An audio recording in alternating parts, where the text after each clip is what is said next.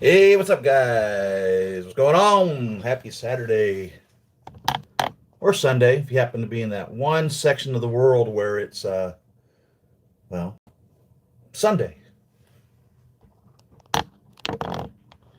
How y'all doing? So, this came to me like yesterday. Um, I know some of y'all had it since, some of y'all had it since December, but you know how it goes around here. Last person on the planet to get the figures, even if I'm the first person to pre order it.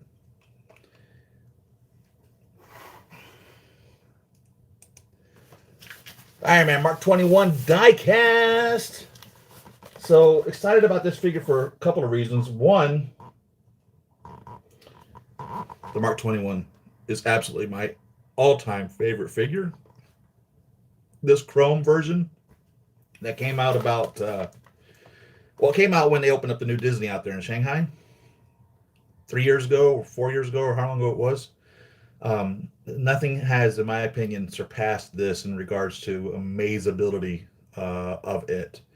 And so I've always loved it. And the regular Mark 21 was one of my first figures that I'd bought. So there's always a little bit of a nostalgia or love for your first figure. And then when the diecast Mark 7 came out, of course, it just blew the doors off of every figure before that. Um, and it's a Mark 7, literally the exact same figure as the Mark 7. And the one thing that I had said, because I was so angry that they'd stopped making the House Party Protocol figures, the ones that they didn't finish off. The last one that they previewed us was the Mark 28 Jack, and that was again maybe 3 or 4 years ago. I don't even remember, and nothing, no explanation, nothing at all. And then the diecast figures started coming out. Well, no, that's not true. The diecast figures started coming out before that, but then that one just stopped. And the Mark 28 Jack is kind of a combination between the Heartbreaker and the Mark 7 for the most part.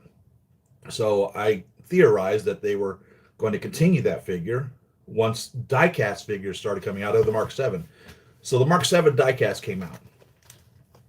And I then theorized that because I'd hoped that they would continue the House Party Protocol, the way we would know if that's their intention is if they make this figure.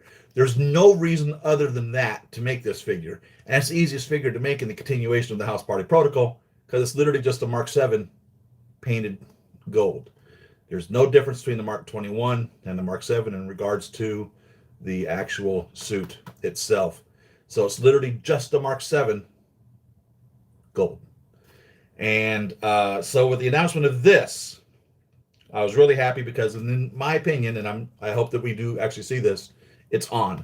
The House Party Protocol is on. Whether they're going to continue making the figures with what they left off and not revisit the others, or whether they're only going to revisit the others that have the Mark 7 pieces in them, I don't know. I've not heard anything.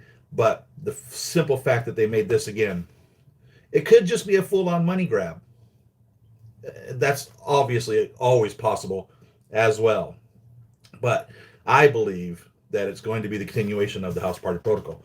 So, without further ado, let's get on with this. Good morning, Toys Mafia. How you doing, man? You're always the first person on. So happy to see you. Thank you. Jake, how you doing, man? Good seeing you. Good seeing you. CBS Sci-Fi, how is it going? CBS Sci-Fi, how you doing, man? Lego, how's it going, man? Good seeing you. Welcome, welcome. Megatron 1, good morning. I just ordered the Midas Iron Man last week. I think you're going to love it. I love the Mark 7. I have one problem with the Mark 7 diecast, and it's obviously going to carry over onto this. So it's not like it's going to be a fixed problem.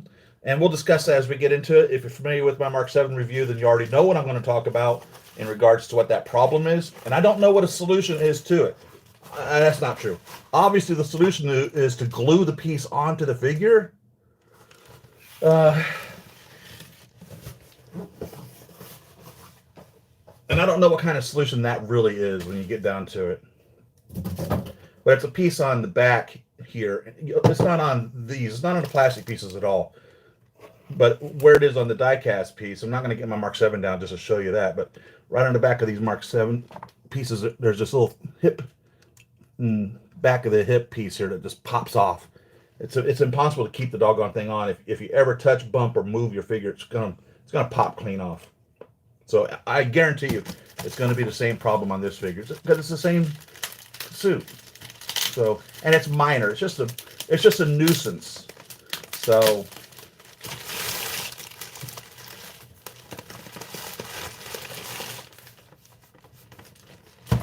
I mean, you could glue it possibly with the white glue. I forget what the rest of the world calls it. Here in the United States, we call it school glue, but it's the white glue because it doesn't actually attach to anything. It kind of does, but it dries clear, and it can be removed without removing the paint if the paint's applied properly in the first place, and it'll hold. For instance, as a matter of fact, the reason this guy's upside down is because when I took him down off of the top shelf here to bring him into the show, I knocked off his little fire effect, and I've added the fire effect to these figures. And when I decided to add the fire effect to these figures, I actually bought an extra set of hands and feet for them in case I damaged the hands or feet. I still had the original hands and feet, but then I would attach them with either hot glue or the Elmer's glue. So it takes a long time for it to dry, and so it's just attached here with the white school glue on there. I forget what you guys call it in the rest of the world, but we call it school glue here. And so he's upside down to do that. And these figures are identical in regards to their manufacture. These two figures are made identically. It's just their paint scheme is the difference on them. So, but I brought them down here to reference in the difference to here, and we'll just compare them to this guy. This guy can just hang out upside down and chill like he would be doing, right? Wasn't that a scene in Iron Man 3 anyhow, when the Mark 42 is coming down to rescue the people falling out of the airplane? When was Killian inside the Iron Patriot at that point when he hopped on the Air Force One? I don't remember. I think it was. Anyhow, cool box. I don't remember when they started this slider. Was it with the Mark 7? Was that the first one they started this on? The old die-cast, if you remember, had a separate piece. And it was only the die-cast figures that did that. And looking at the photographs of this, it's going to be chromed. Going to be chromed also. Man, the smell of a Hot Toys figure. Oh my goodness. It's like that new car scent, only not.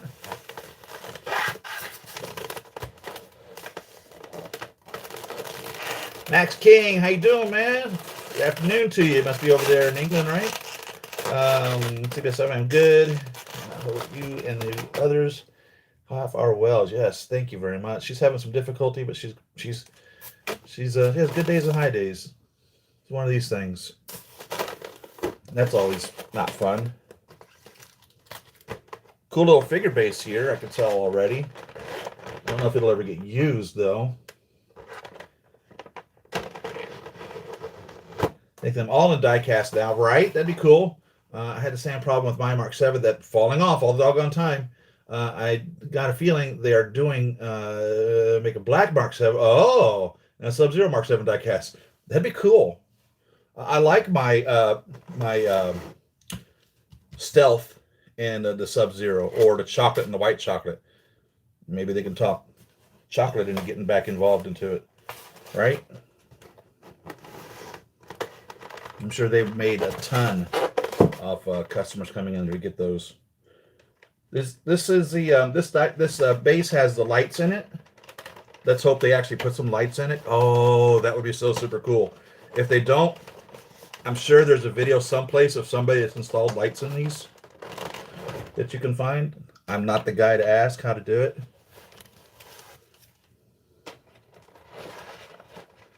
Nope. But it's the base that had the lights in it. I think was it Terminator? Was that the first one that had it? So you got your little and they're posable, so they can still be pushed around. All you would need to do is just run a couple LEDs on there, and you could light this guy up.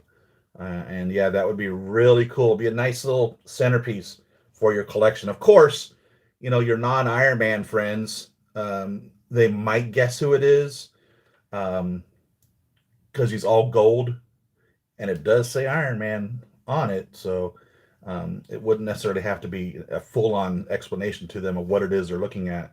But yeah, if you're going to centerpiece a figure, this is definitely a cool base for that. Any one of these that have these little lights on it, except there are no lights on it. There's no battery in it. But it could totally be just separated. Here's a spot for your switch right here. And like I said, I think it was Terminator was the one that originally had this. My coffee's kicking in. Let's see what posing stick they give us. The new one. So you're not going to be... I don't like these. I really don't. I truthfully like the old ones that just hung at one spot. Yeah, granted, it's harder to get into pose, and you sometimes have to bend them all around if you're putting them onto the piece or whatever, but I just don't have any faith in these. So, I don't know, maybe you guys might like them, I don't know.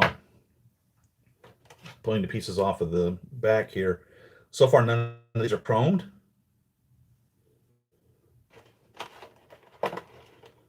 Little alternate missile pieces here.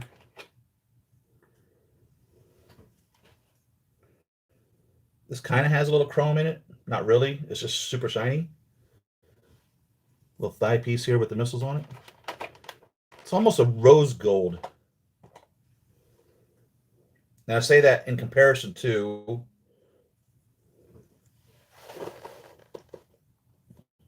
it's almost a rose gold color or champagne. Another reference to that golden color. Now this little piece is chromed. That's for fact chromed.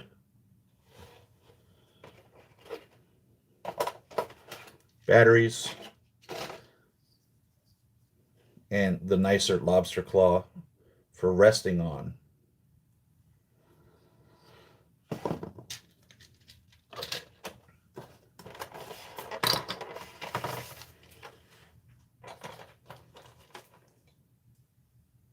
Not why I just put them right back into the box just to take them out and put them on the side of the table. I don't have any idea.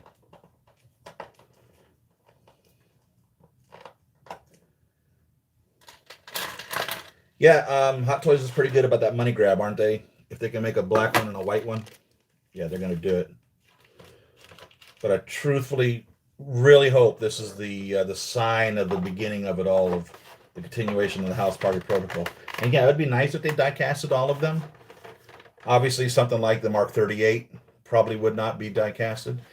Maybe, I mean, they put die-cast material into the Hulkbuster. They never called him the die-cast version, but they had to in order to strengthen his hips. He's been die-casted out.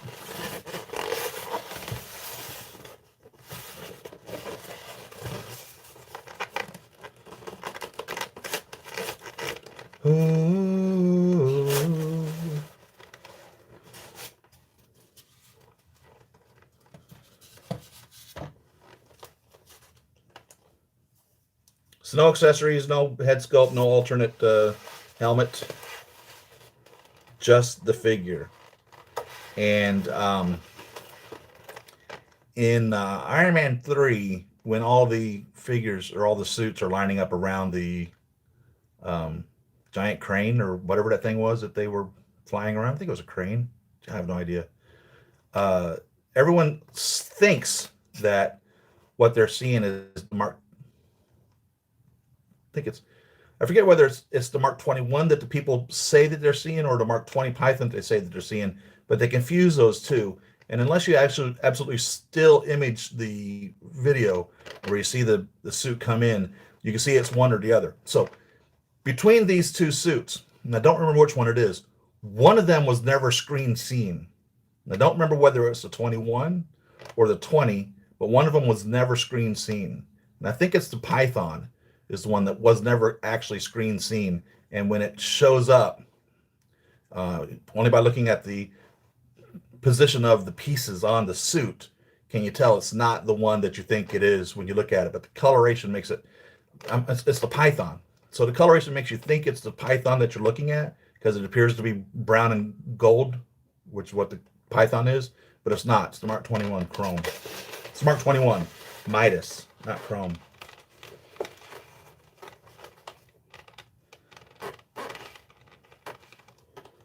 All right, no chrome on the hands.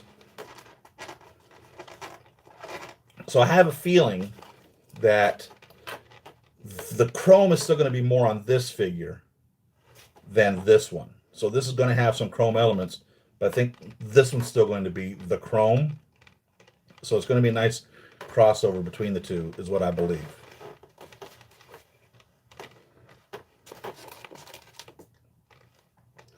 And we have 3 sets of hands, 6 hands total. So you get 2 fists, 2 articulated hands, and then 2 repulsor thruster hands. Again, just the absolute bare basics on this figure. Interchangeable thigh pieces without the flat thigh pieces that come with the Mark 7. So you can remove, you know, on for instance, the Mark 7, when you remove these missile pieces, you know, in the movie, in Iron Man, in Avengers, when he after he fires the missiles, he discharges this piece of the thigh, and he comes back down with a smooth piece. So this won't have that smooth piece that replaces that. I would imagine, and I'll probably test that. I might get my Mark 7 down.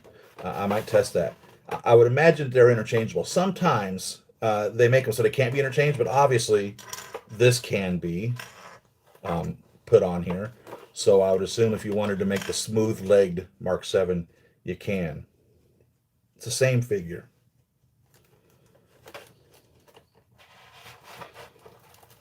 So I'm going to go out on a limb and say that the Mark 7 pieces are interchangeable with this. I'm just going to go out on a limb and say that.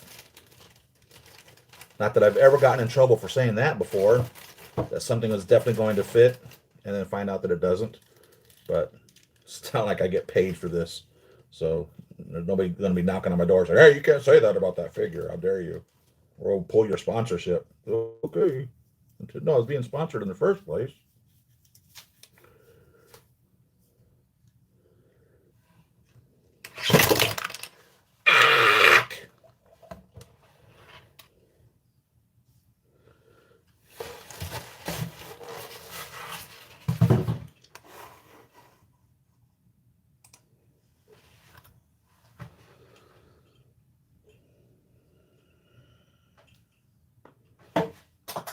Jesus, really? I just wanted to pick him up to see what the weight difference was. I didn't want to destroy my figure now.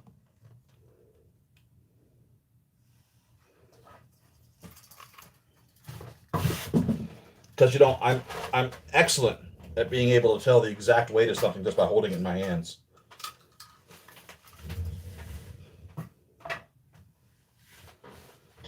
Not even close.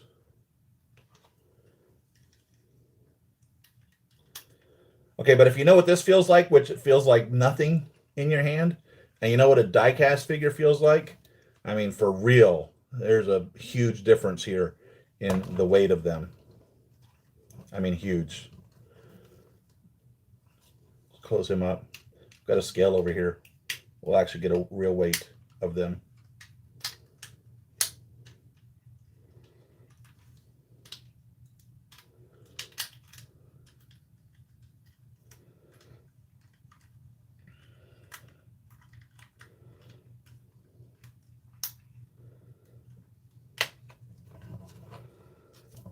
Give you a size comparison.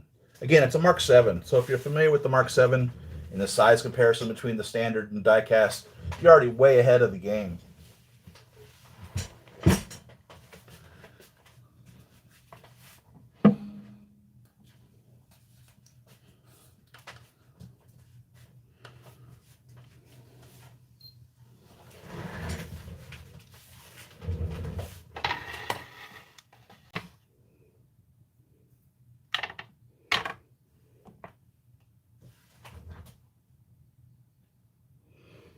All right. So the plastic piece is 12.5 ounces, which is in metric 330 grams.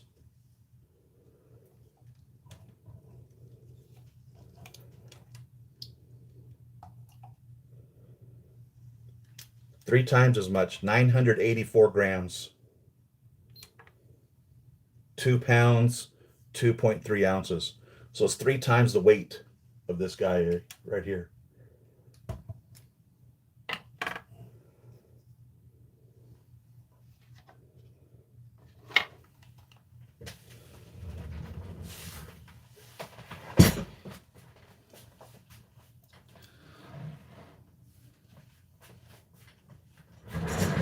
Let's get a Mark 7 die cast.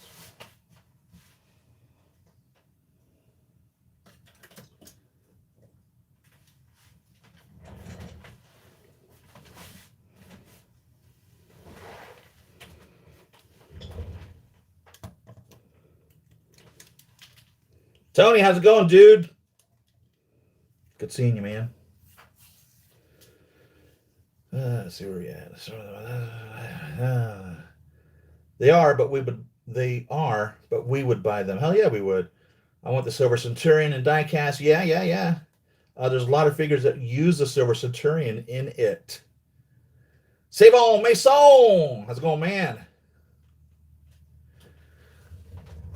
More in weight than the Mark 85. I don't have the Mark 85 yet. Again, I'll get my Mark 85 probably in 2022. Right? The way things seem to be going.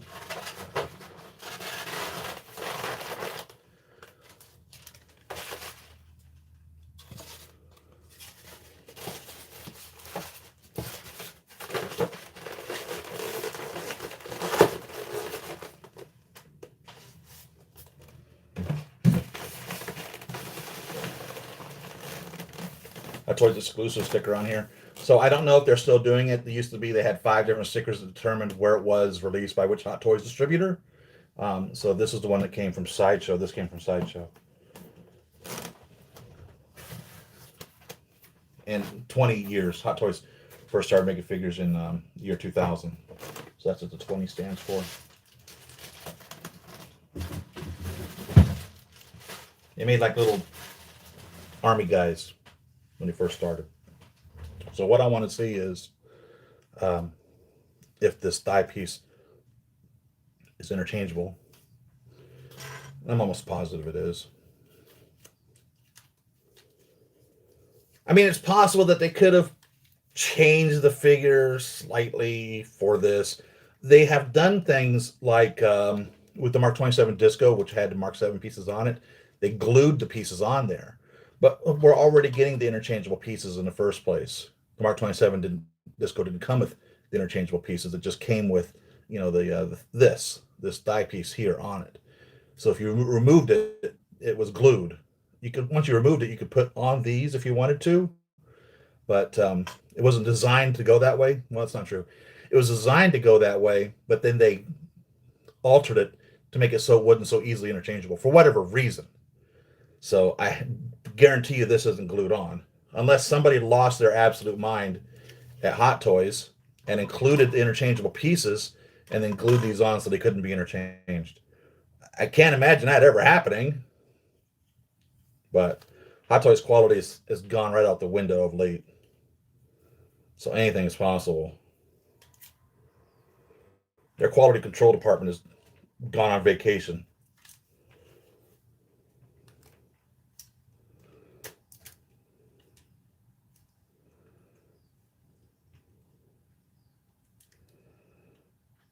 Okay, so the regular Mark 7, these pop out so you can turn it into the pod. There's little plastic pieces in here. I have a feeling that this pulls out. I probably should read the instructions. Why would we do that though? There it goes. Pops right out. So if you really wanted to customize your figure, put them on here.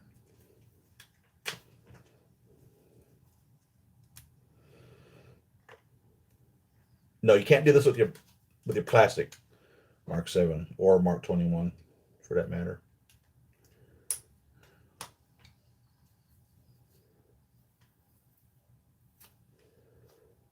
A lot of foam in here to keep this guy safe.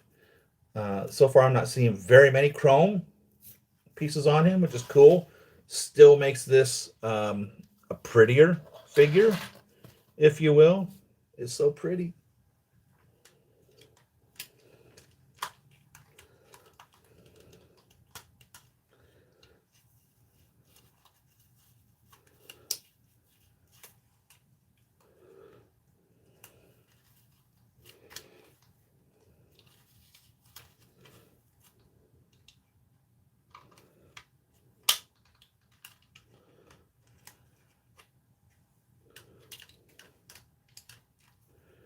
Trying to take these foam pieces out without them busting up. So anything I can do to ease their sliding out, I'm going to attempt to do. I mean, not that I'm planning on ever putting them back in there. That's broken off, so I gotta pull the pieces out.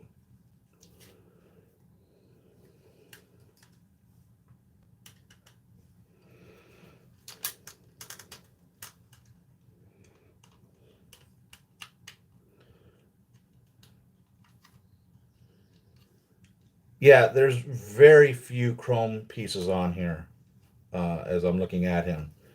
So it's a nice segue, if that would even be a description that we could use here, in between these two pieces. Or maybe, as somebody theorized earlier, they're going to do the black and the white Mark 7s. Maybe they're going to make a full-on chrome version of this too. That would be a full-on money grab, wouldn't it? Well, the time to do it would be now, the Chinese New Year. February 12th, I think, right? The Chinese New Year Day.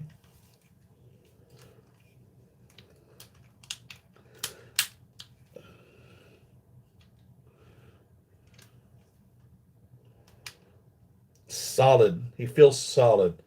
You know, a lot of times when you're holding a plastic piece like this, it just starts slopping all over the place. This guy also does not slop all over the place. So it's good to have a solid figure. It really is. It's really nice.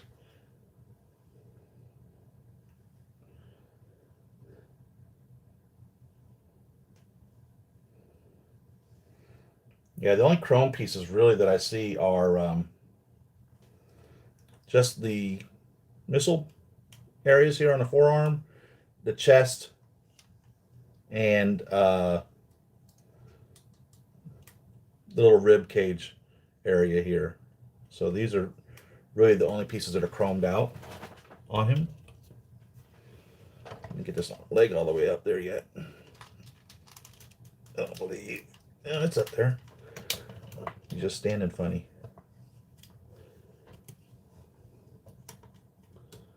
Put him up there so you can get a good look at him.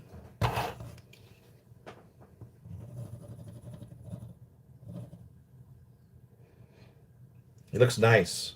Looks really nice.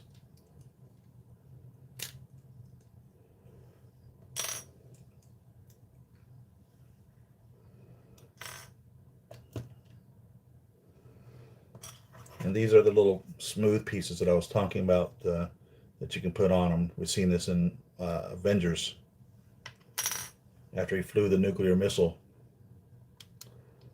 up to Thanos.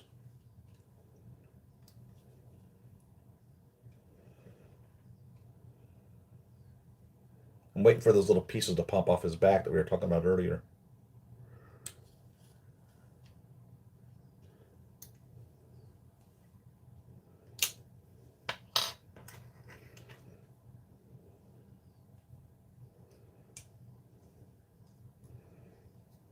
Yep, they fit right in.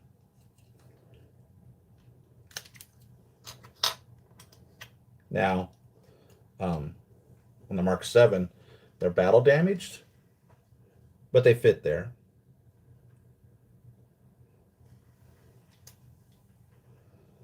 So if you want the smooth look, on your figure, you do have that option.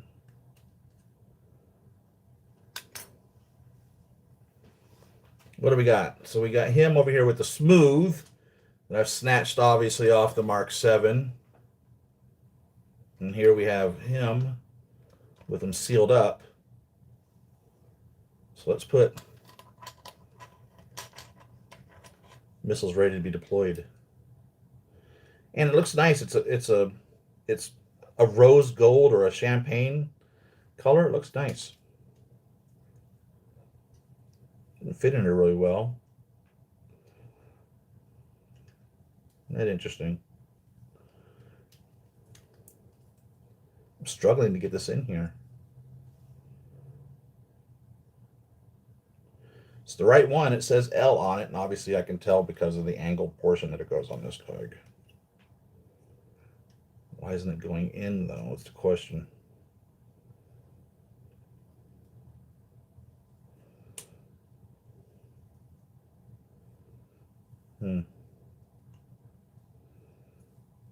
It sits on there, but it's not sitting in there like it feels like it should.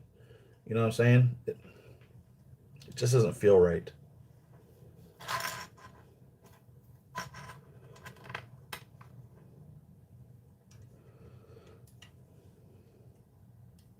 Just doesn't feel right.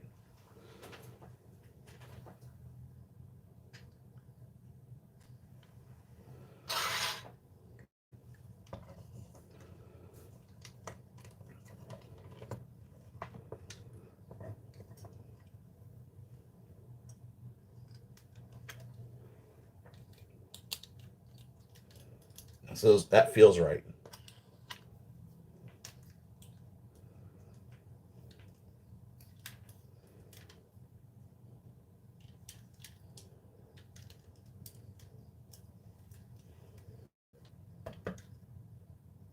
Stay.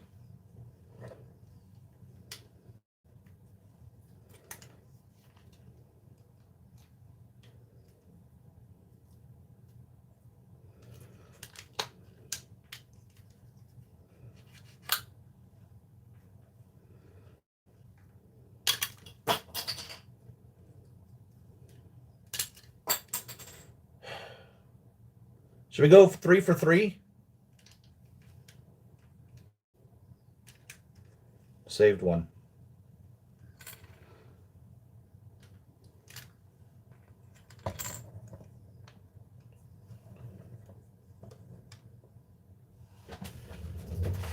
So it kind of bothered me when the Mark VII came out, and it's this matte finish compared to the shiny red that all the other figures had come out over the years.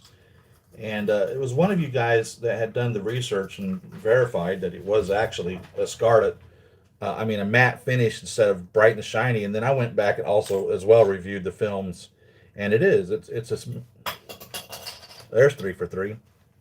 It is this matte finish instead of shiny. So I enjoy the shininess that we're getting here with the matte.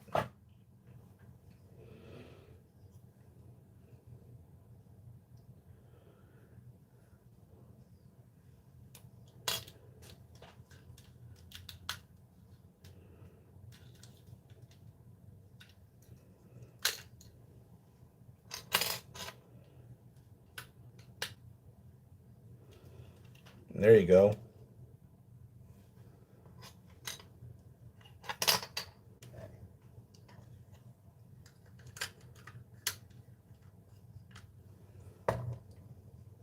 How's that look? So it's interchangeable, of course. It's the same figure.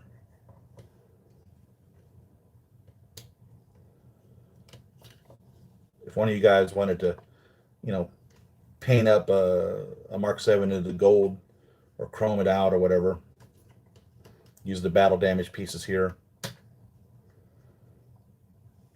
Shouldn't be that much of a stretch of work to do that.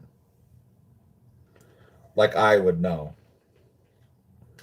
I've tried to customize some of these figures. Some of them I've been very successful at. A few of them I've not been very successful at.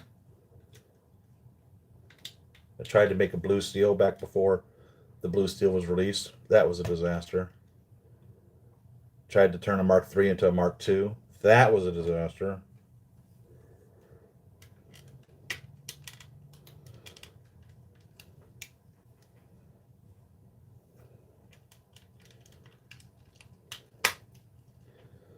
So, of course, just like on the other ones, the hips can be pulled apart to pose the legs more.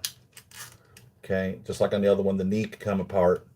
Um, the foot can be.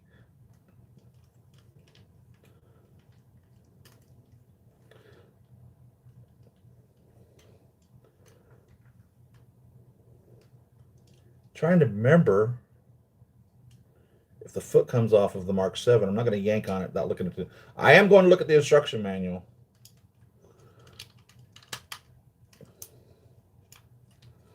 And then the hip, the waist separates at two places, here and here.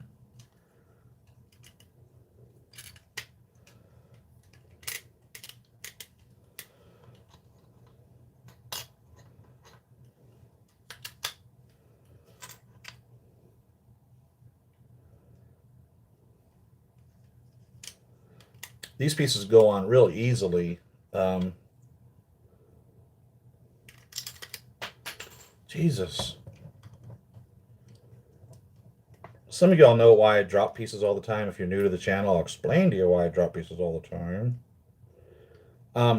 I've had nerve damage to my neck, and I lost all feeling in my body.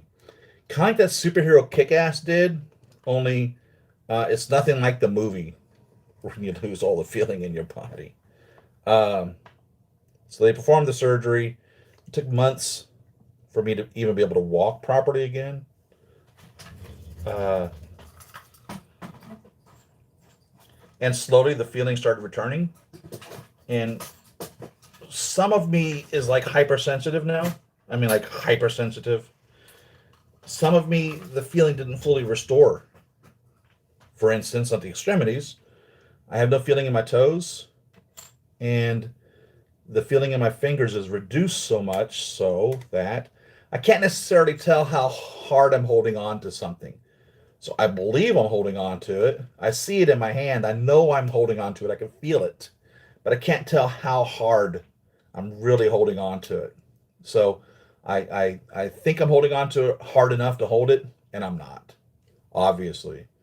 So I butterfingers stuff would be a term that somebody might say about me.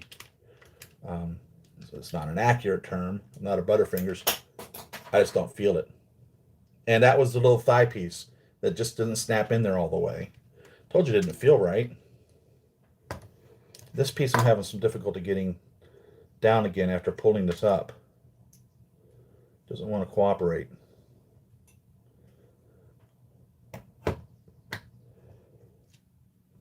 Something I did wrong here on this foot, obviously. I'll have to work on that. Because it was down. But no, this thigh piece just doesn't want to sit in there properly. I don't know what the problem is. It doesn't feel snug. It should snug into it, you know?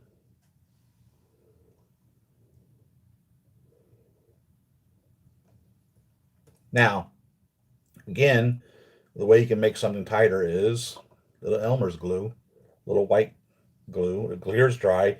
It can be peeled right off later, but it will just put a little millimeter of thickness to it, and it'll actually hold it in place.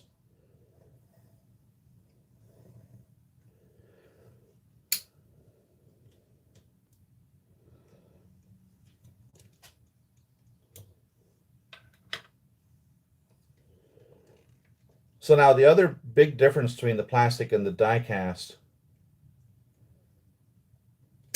was how they did this back here. So on these, all of these Mark 7s and whatnot, they flip up in a couple places.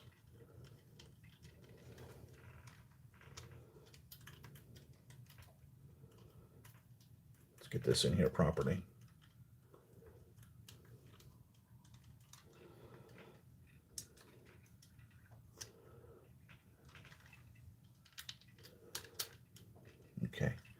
So they flip up in a couple places. You have this little silver piece here that flips up as such. Okay. And then this piece flips up beneath it. All right. To the same height. Okay. And this piece flips up. And on some of the other ones, the little metal pieces can be moved about. So this was the configuration that we were shown for the original release of all of these figures, right? Of these suits. Then the Mark 7 diecast comes out and they changed everything. So that's how this pops open. And it looks cool. It's what we've accepted for years of that being the way that it works. It don't work that way on this one. So instead of the pieces, these little silver pieces here, popping open backwards as such, they actually pop up forward. Okay. And on the closed piece, they don't pop up at all. So they're just there. But on the missile piece, they are popped up and not closable. So they actually pop up backwards to that. And again, when it came out, it was like, what? How dare you change my Mark 7? Somebody has lost their mind, but they're absolutely correctly displayed now with it in that manner. Makes you wonder who was doing drugs when the first time it was made.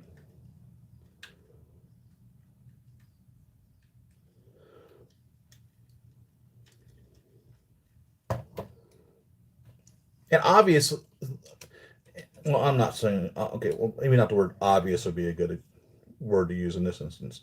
Let me see. Let me find another way of saying that. Hot Toys has made mistakes in regarding the figures before. One that notably comes to my mind easily is the Mark 9, which is the one that they said that Pepper used to destroy Killian. Adrian gosh, what's his name?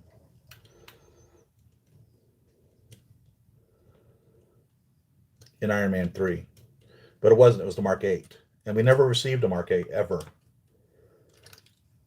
And again, slow motioning the film, you can see the differences are on the legs and the feet, the lower calves, the shin area, and the feet is the difference.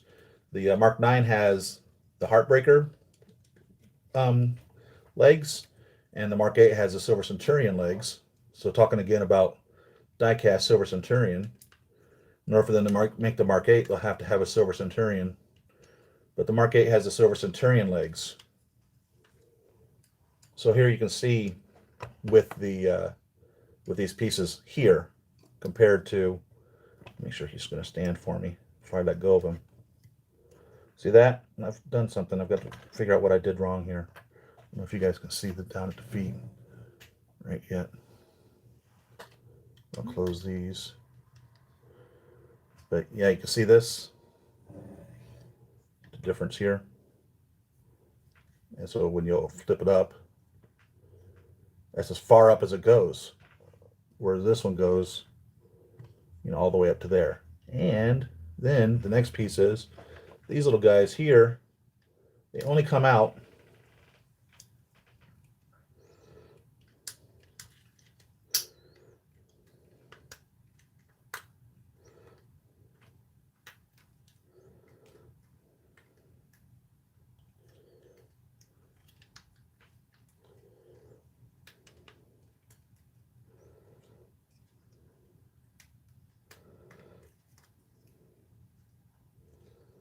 just so. They don't flip up at all. They just kind of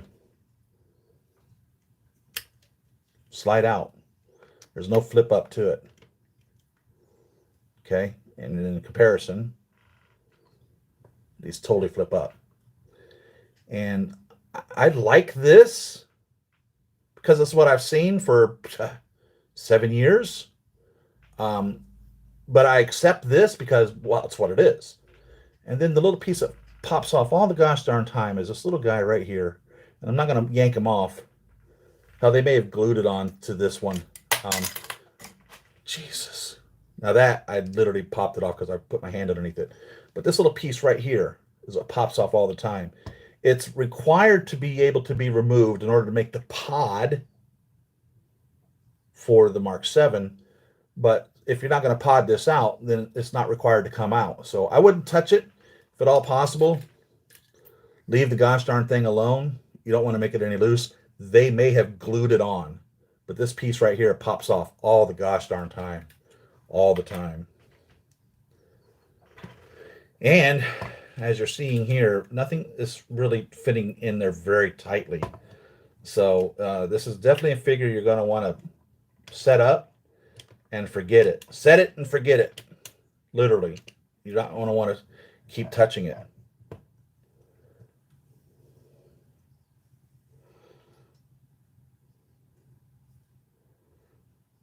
Man, he looks great, though. No, he doesn't replace the Mark 21 Chrome at all, in my opinion.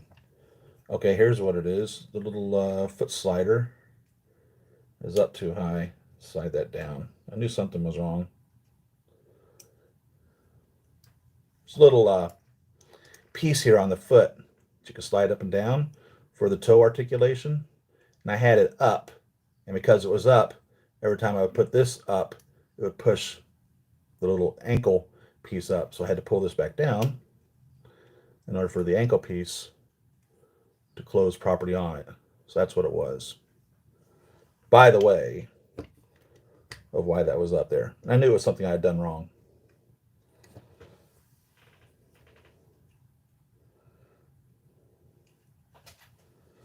Sometimes they paint the wires in here, in the calves.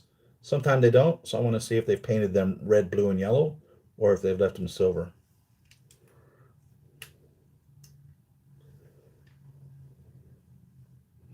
And they're silver. They're all silver. Another nice thing that people may or may not even know about their Mark 7 are these little vents or repulsor assist areas right down here in the calves. There's 4 of them, and they can pop out.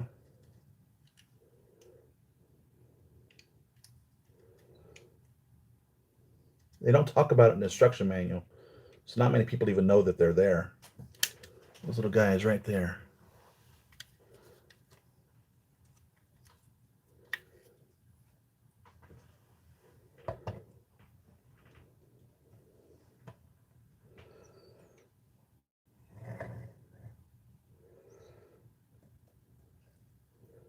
Tony's Oscar right here. That's what this is.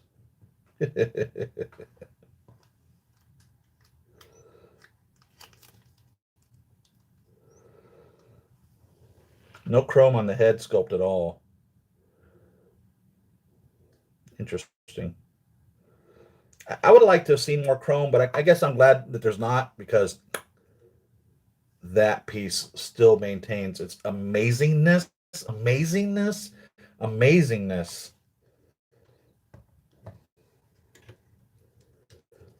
I'm going to light this guy up. I really am. So stick around for that. That's going to be an entire process. Oh, it was a nice soft landing. Landed on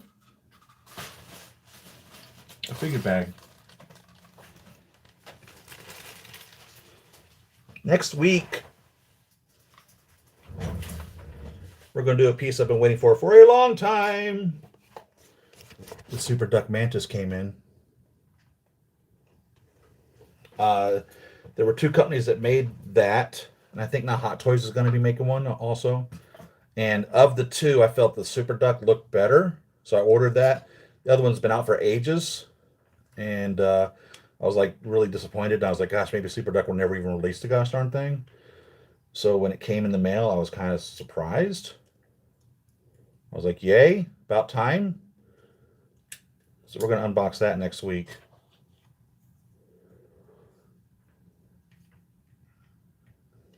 You know what I think I'll do? I don't know. I'm trying to debate which of these missile pieces to display on him, because I don't know where I'm going to put him.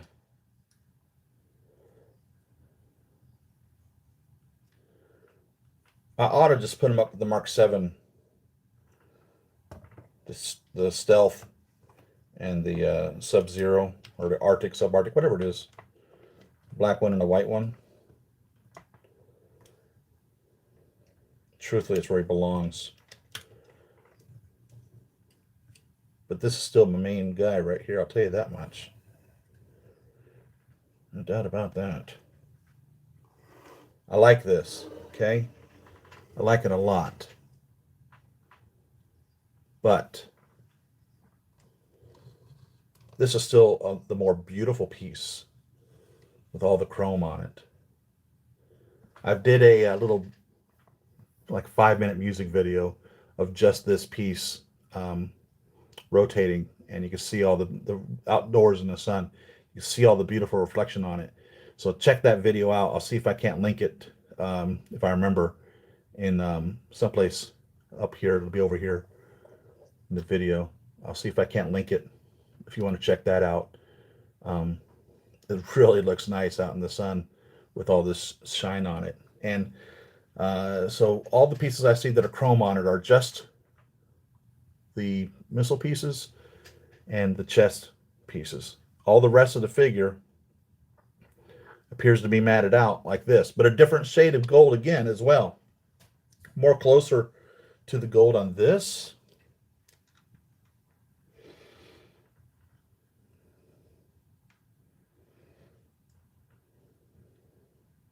No, that's not necessarily true either.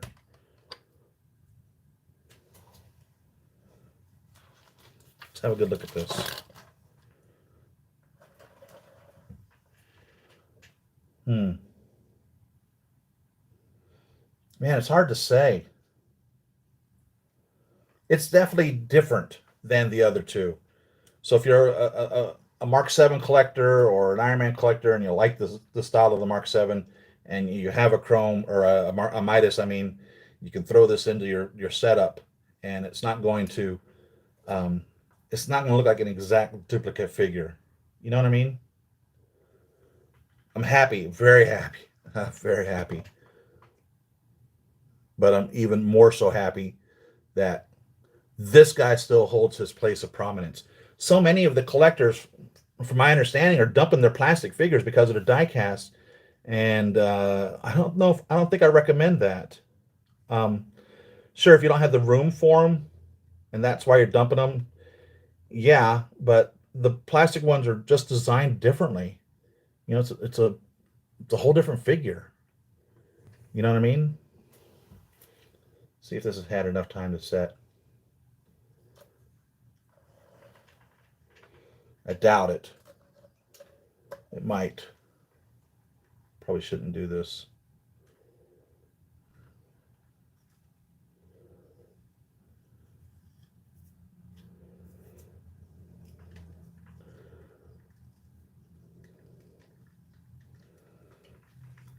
Yeah, I'll keep him hanging upside down for a little bit longer, but put him over here with his brethren whilst I go through the instruction manual. See if he can hang for a few minutes.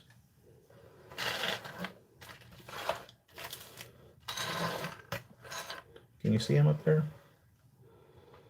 So now you get a good comparison of the gold shades of each of these guys. So this is the first one. Came out, I think, in 2014, maybe 13. And then this one came out, like I said, I think in 17 with the opening. It was definitely in line with the Shanghai Disney. And now 2020, 2021, depending on where you live in the country. How much your distributor likes you. Catch up on some chat here. I got Stealth Suit Spiderman Deluxe. Oh, for $200, shipped from Hong Kong. Nice. Golden Man base is so good. Everyone is saying that. Somebody else was saying that. I think it's CBS Sci-Fi that was saying that. I got my in-game cap next week. Gosh, you guys are so lucky. I hate you guys. That's not true. I don't hate you guys. Man, I love you guys to death. I think you know that for a fact. Sideshow is shipping the diecast Midas already. Yeah. Yeah, I got mine. Like I said, just yesterday he arrived. Literally yesterday. I'd put up on the feed that I was going to be unboxing the Captain America Old Soldier, which I already unboxed. I think it was last week. In it with the Negasonic Teenage Warhead. So I needed to change that, but I wasn't sure if I was going to change it with. Because I have a bunch of stuff that's supposedly coming. I mean, a bunch of stuff.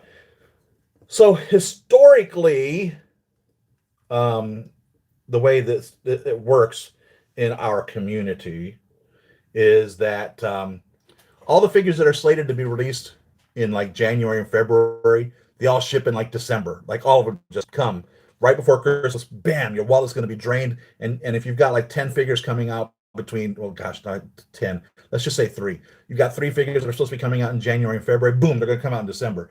January will come, nothing. There won't be anything. It'll be a dry up.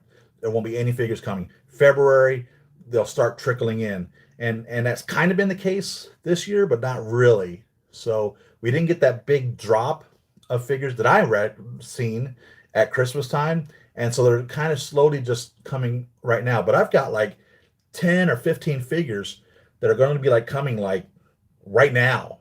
So whenever the boat shows up at the dock from China with all the figures on there is when I will get them. But yeah, I just came from Sideshow. It arrived at my doorstep yesterday. And I don't know how soon Sideshow will get yours to you. I'm normally the last person Sideshow ships anything to. So I'm surprised if you have it on order from Sideshow and you haven't gotten it yet. You must have really pissed them off if they're sending it to me before they send it to you. Or maybe they accidentally sent mine out and this is yours. So I'm sorry. Sorry, man. Almost all of the endgame figures are below retail in Hong Kong. What? Wow. I don't think I'll be pre-ordering figures anymore. I'll wait for them to re-release. Yeah, so back in the day, back in the day, they would sell out. And if you didn't jump on it as soon as it was out for pre-order, you literally could miss out. There was a time when actually Sideshow. There was a time when actually Hot Toys would assign a number to how many pieces they were going to make. 800.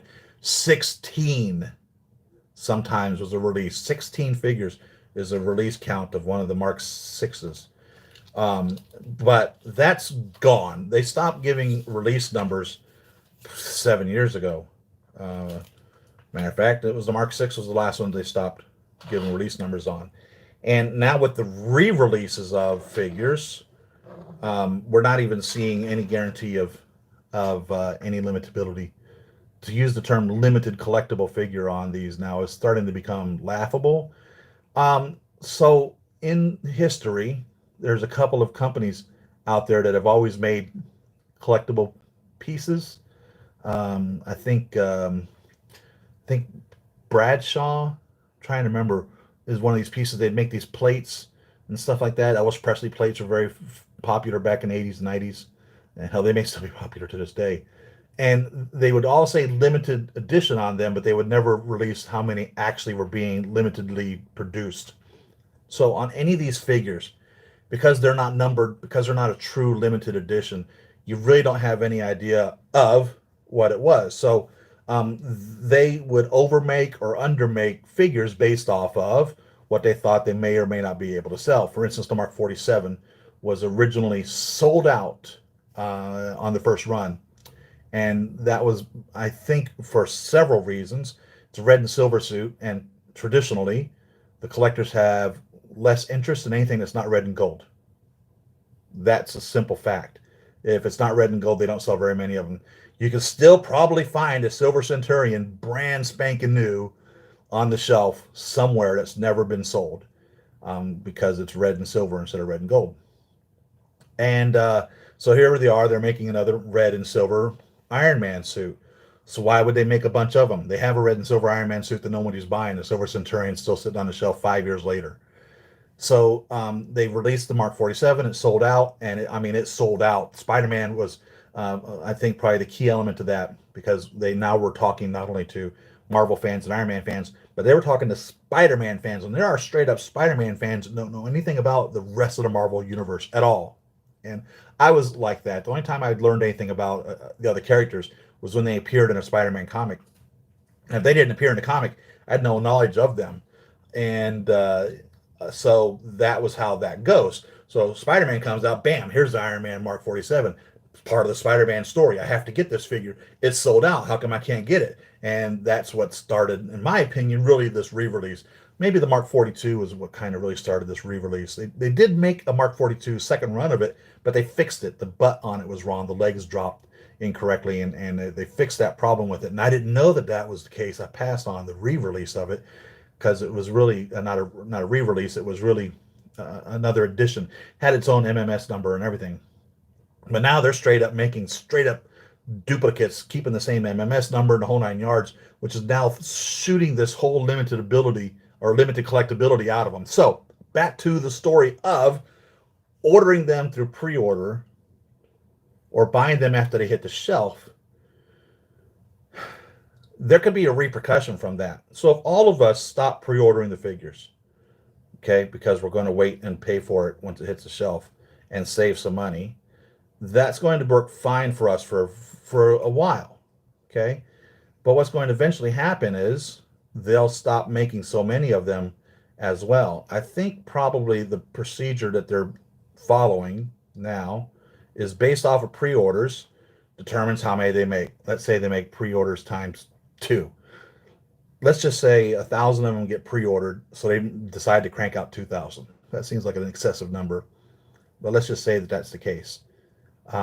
If there's less and less pre-orders, that will then obviously knock down the many that they crank out, because if they don't pre-order many of them, they're not going to crank out that many of them.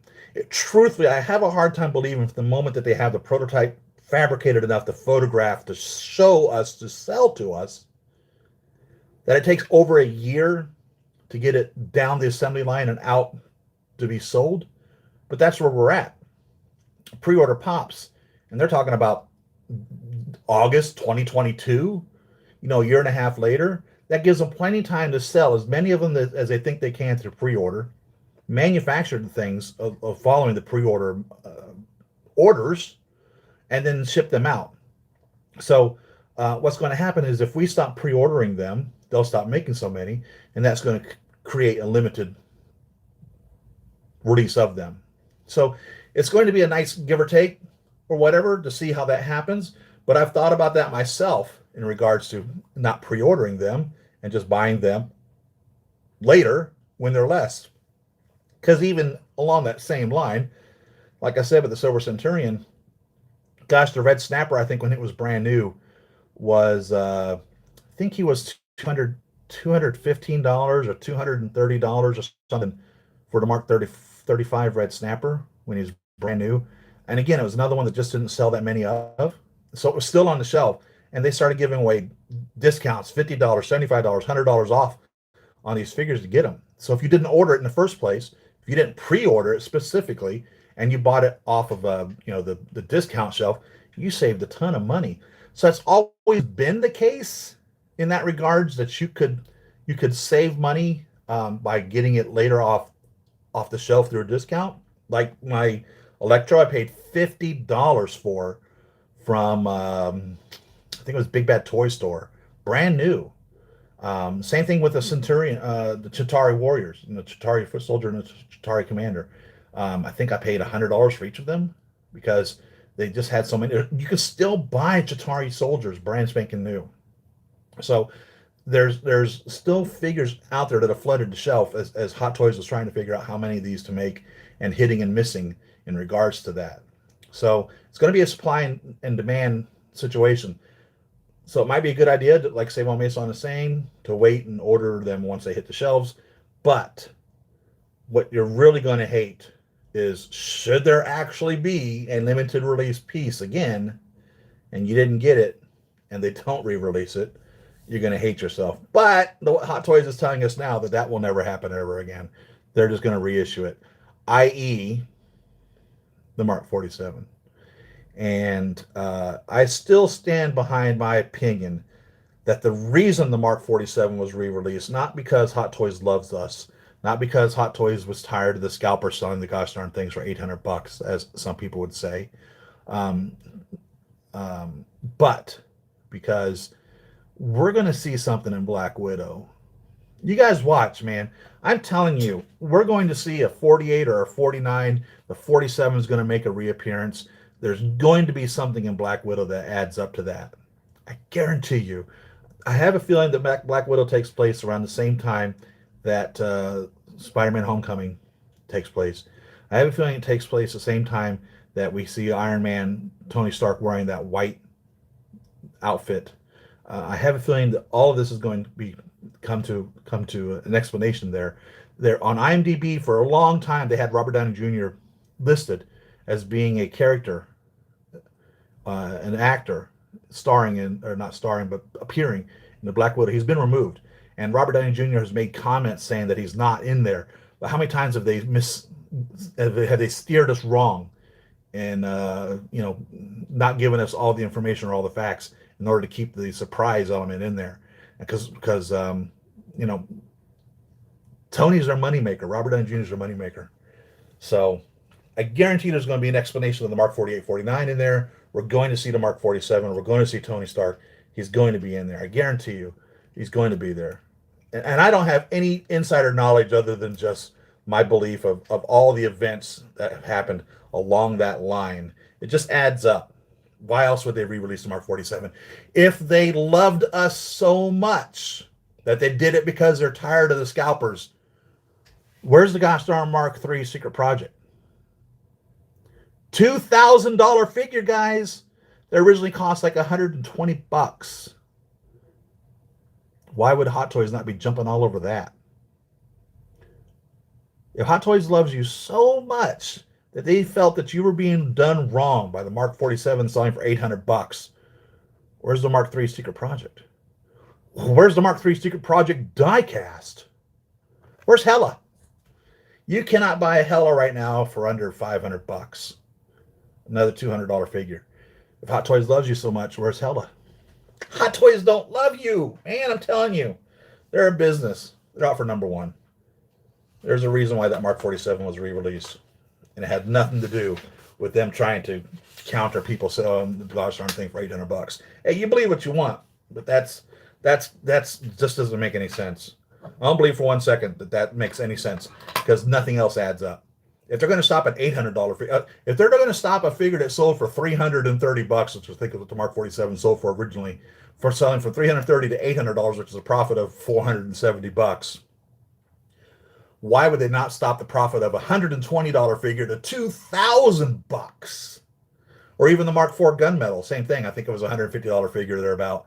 Those selling for $700, $600 or something. Same thing. They're not cranking those guys out.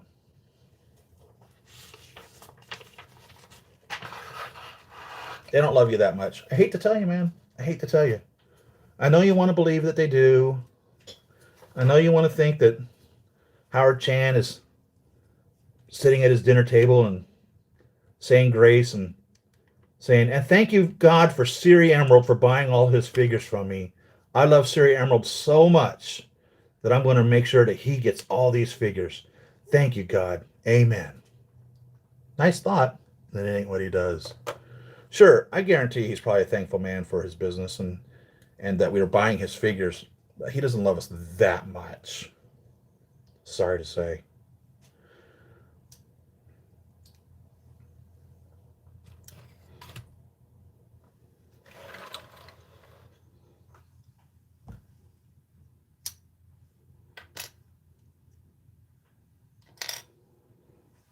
Batteries. Let's light this dude up.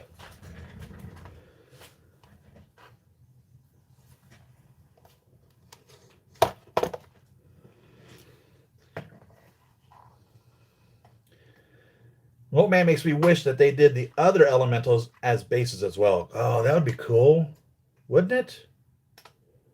And that was a really good movie. I think they did a good job with Far From Home. I mean, I really didn't see a lot of. They've done a great job with all the movies, truthfully. Thor: Dark World. Some people don't care for Thor Ragnarok. I really like Thor Ragnarok, but I thought Far From Home was really well done.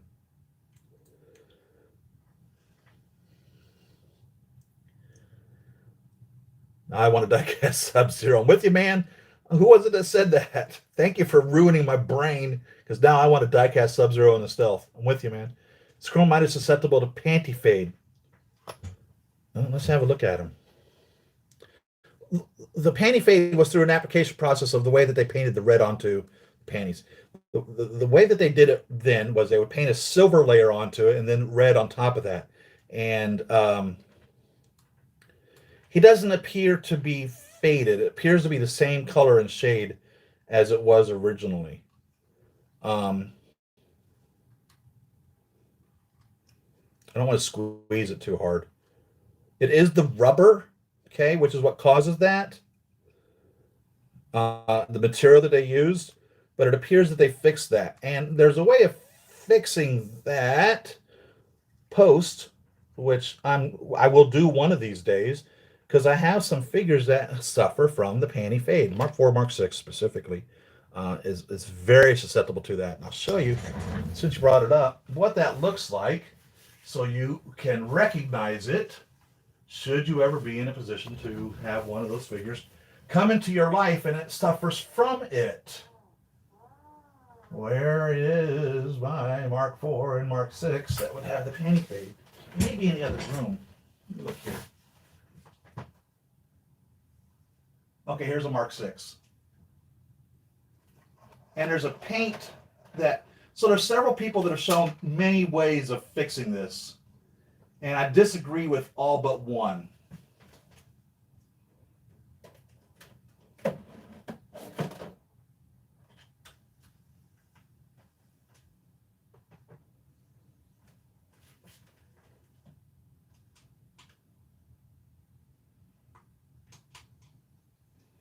And this Tempest game appears to suffer from the same problem that the Centipede game does in regards to not staying on.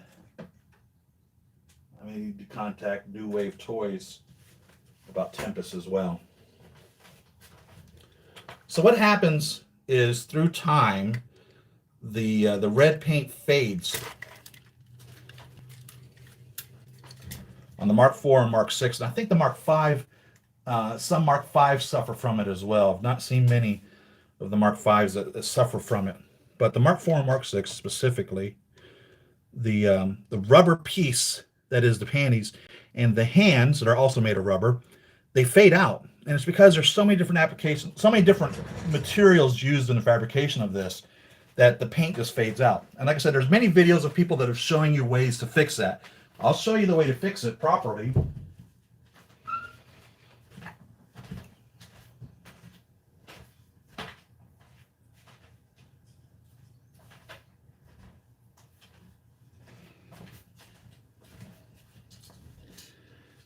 And I just haven't done it yet. It'll happen one of these days.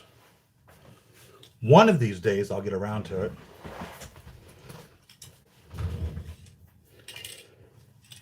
To me at color, TS74. Right there. Okay? It's a clear coat red is what it is. And literally, what you will do on this guy is you'll remove his hands if that's what needs to be done, and you'll remove this. And the way you do it is you pop off his legs and peel this off. It's actually glued to his underneath here. It's glued on, and you'll just peel it clean off, and then spray paint it with this. Clean this, okay? Clean it, but don't strip it. You don't want to strip it. Okay, you still want the silver paint that's on this. You still want the black lines that are in it. So don't strip it. Some guys say to strip it and start over from scratch. No, don't do that. There's nothing wrong with the silver that's on this. Okay, and that's how they got this shine, was they silver painted it and then red painted it over, and the red paint just came off. Spray this on there and you're back to brand new again. And that's the proper fix for it, in my opinion. But like I said, there's a lot of videos out there, a lot of guys, a lot of people that have rendered their opinions of how to do that, to fix that. And I disagree with all of them except for this TS74 clear coat red paint, just spraying it right over this, not stripping the paint off of it that's already on it, and then reapplying everything. I don't recommend that at all. So that's the paint panties that was referenced here. And even though it's the same material, the same rubber or whatever that they used to make this on the Mark 21, I don't see any fading. And I think it's just because of the process of the red paint that they sprayed over the silver just wasn't applied enough coats or what, I don't know. But I've not seen it on any other. Just Mark 4, Mark 6, and some Mark 5s. And it's the hands and the panties is where you'll see it on. And kind of like here, while I was talking about the, this is very common on these figures. So these loose joints. So it's always nice whenever you find a nice tight one. This can be tightened up inside here on the inside thighs. In here at the knees is the screw, and you can tighten that screw to tighten this back up if it ever starts bothering you. This guy stays on a display stand in the Hall of Armor up there, so he's a non-issue. Doesn't really bother me that his knees are weak like that. It's just not an issue. But the pink panties does bother me, and it will be resolved one of these days.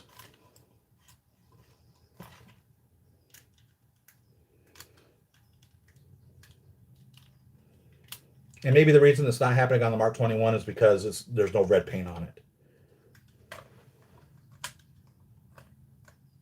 And I don't remember if I've ever seen it on the Mark 7 also. I've only seen it on the 4 and 6 and on some 5s.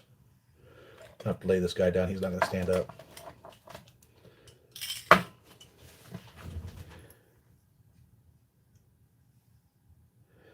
I know when Battle Damage Thanos comes out, he will be discounted mainly because the other two Thanos are still in stock. Exactly. And truthfully, that was the Thanos that I haven't ordered.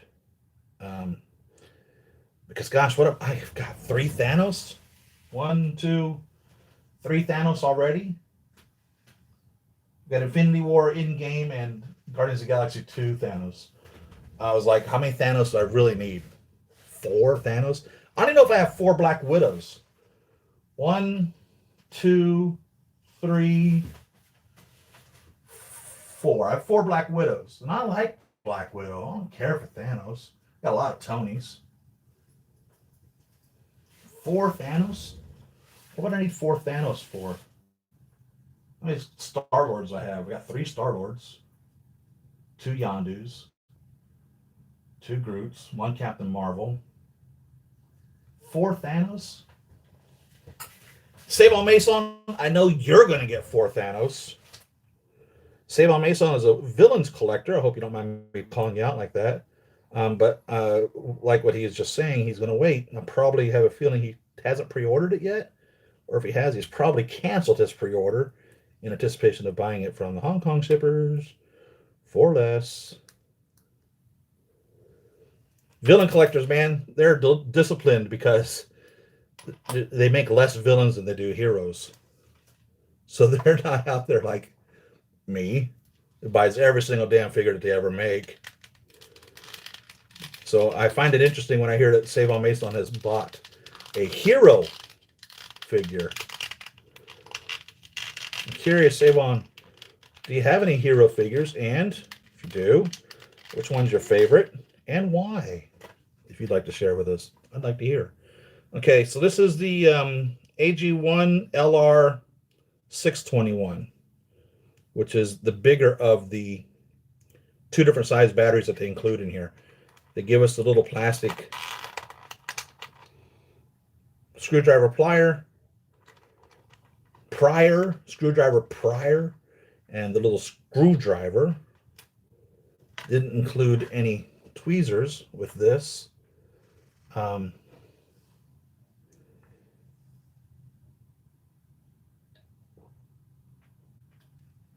the best tweezers I like came from King Arts.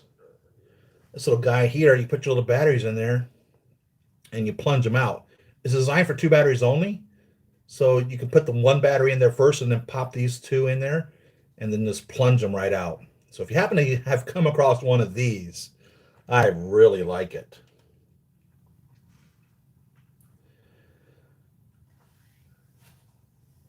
Save on Mason Toys Mafia wants to know which Hong Hong seller you're talking about and where to find them. Please tell us.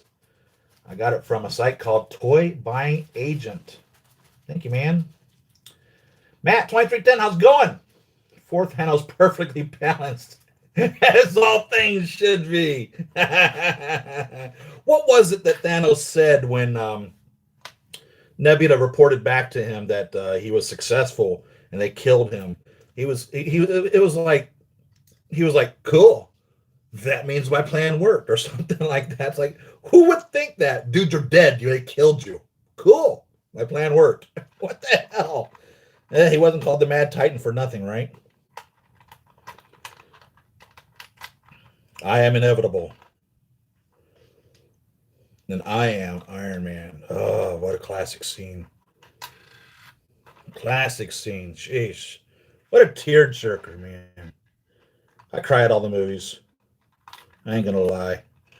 They'll just get me talking about a movie, I'll start crying.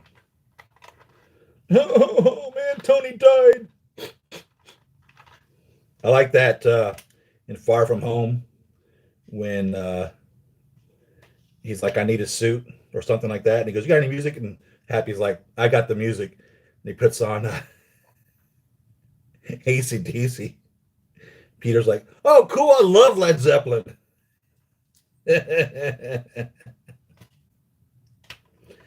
All those little funny little gaffes, jokes, comments in the movies, they really enjoy them. I some people despise Thor Ragnarok because they felt that they didn't deal with death properly. It was too comedic, and I absolutely love Thor Ragnarok. It's one of my favorite movies, and some of it was because of the gaffes and the jokes and the kick-ass scene when the immigrant song is played from Led Zeppelin, and then Loki's like, brother, hit her with a lightning bolt. And he's like, I just hit her with the mother of all lightning bolts and nothing. And then of course when Hulk gets angry because he cuts himself against the coral or the rock or something in the bottom of the water.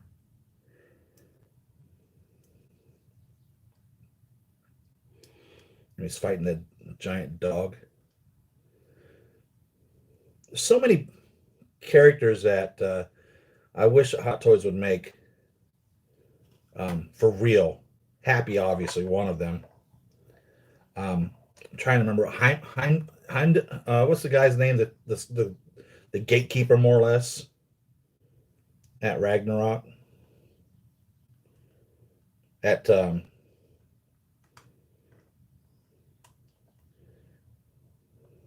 Heimdall? What's his name? That's another one I wish they'd make.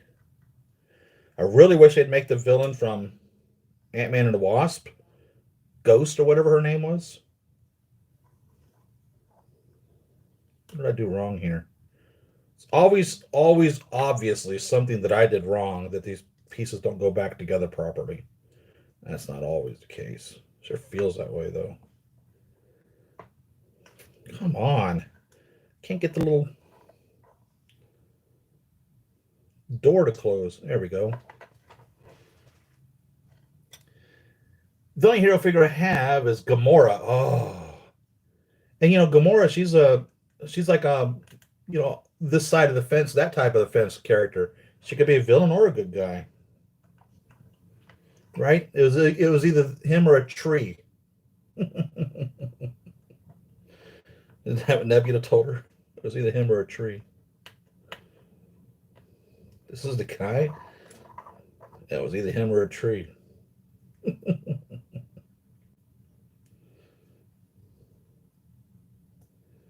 Nice bright white light there.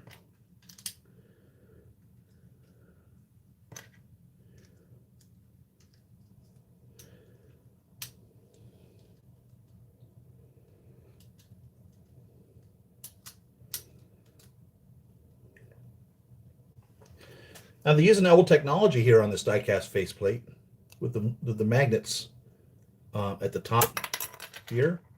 No, not magnets. Little strips of metal to, gosh dang it, to hold that to the helmet. But they've really made the magnets much smaller because they have no intention of lifting this up for a head sculpt underneath there.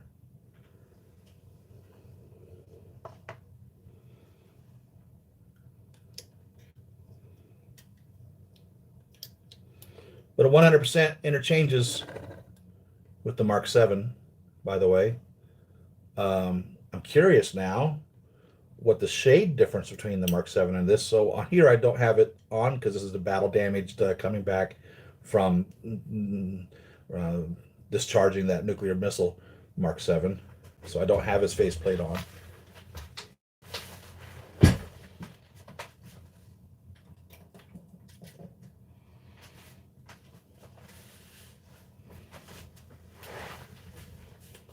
But this one I do.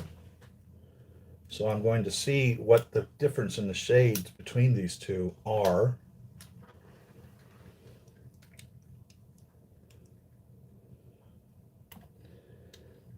And by the way, this is what the little arms would look like if you were to swap them out. The arms here, I'm not going to do that.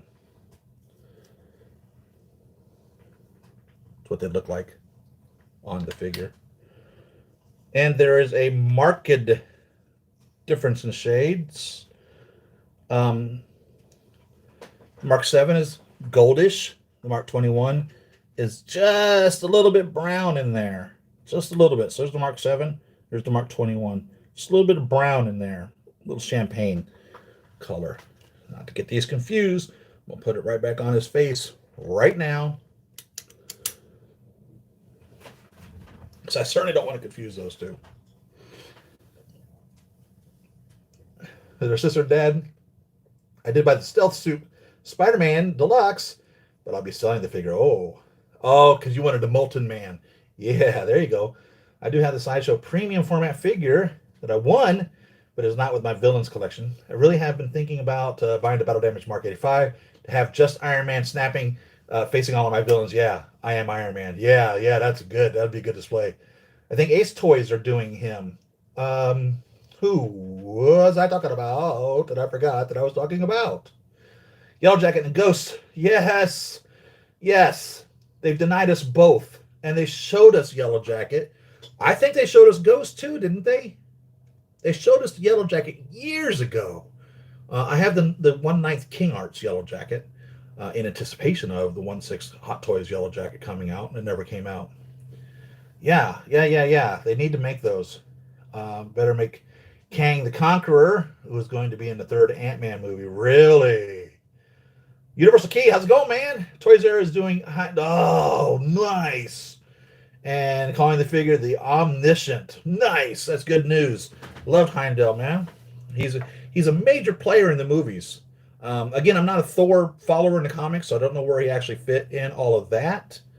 But he's a major player in the movies, and it was just it's such a straight up kick in the crotch when they don't make these figures for us. You know, it completes the story. It's required. You know, one thing I've always said is you can't have a good guy without a bad guy. You know, that's some of the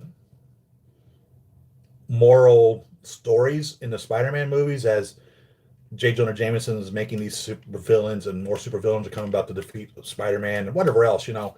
And, you know, would these villains even have existed without the superhero? Or would the superhero exist without the villain? Did Batman make the Joker? Did Joker make Batman? You know, where do you stand on those opinions?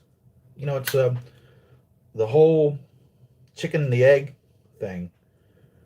Reminds me of a funny ass joke that I heard recently. This duck standing on a street side of a on a sidewalk next to a street corner, busy intersection, and his chicken walks up to him and says, "Don't do it. They'll talk about it for the rest of your life."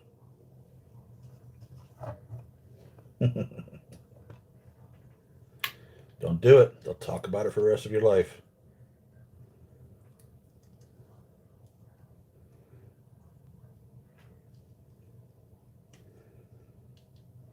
Okay.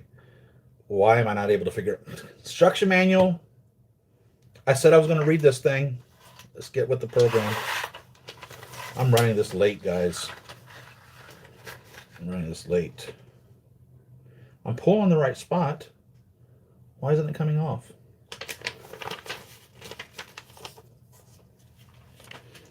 Page 1-ish.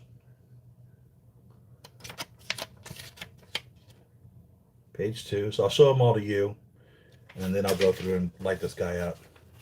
So hopefully I should be able to get them done by the time I like to let you guys go. And what's nice about this is if I forget what needs to be done, I can always go back to the video myself to be reminded. I keep all these in the box so I can look at them later. Sometimes it's just as easy to pull up the video, see the instruction manual.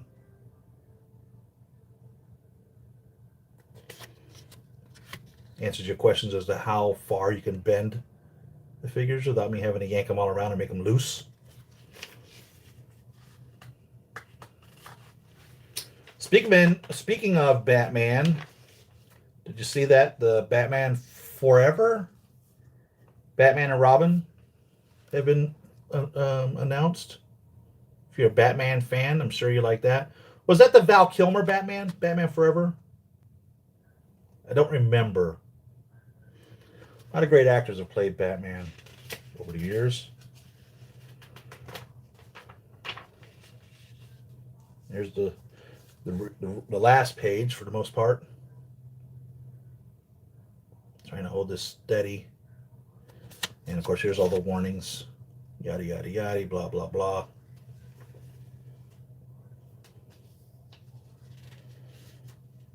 This figure is heavy weight. Please handle with care. Don't drop it on your toe, otherwise you will swear.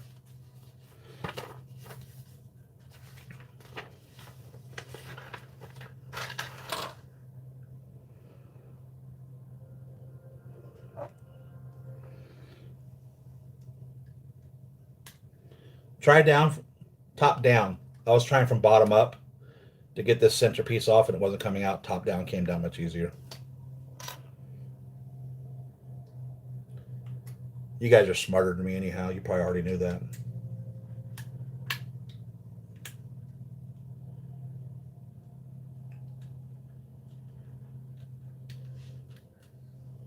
Nothing I think really lights up as well, however, as the 46, 47. Sheesh. I'm trying to remember how the Mark 50 lights up. So, by the way, I had always wanted an additional Mark 50. I'd originally ordered 2 Mark 50s when they first came out, and life dealt me a negative hand, which changed a lot of things in my world. It's funny, I didn't have to stop ordering figures. I just had to stop ordering so many of them.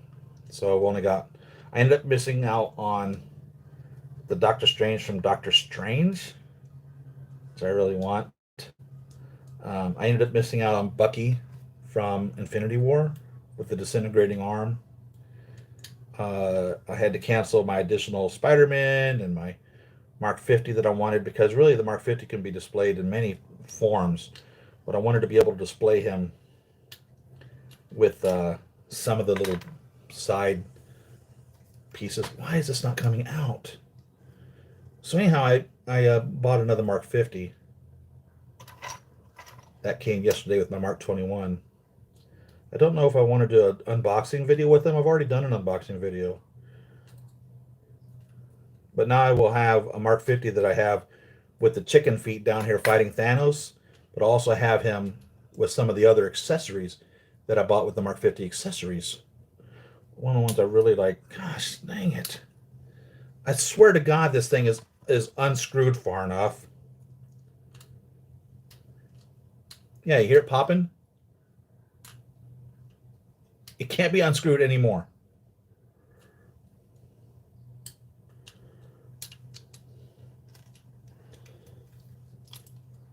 Jeez.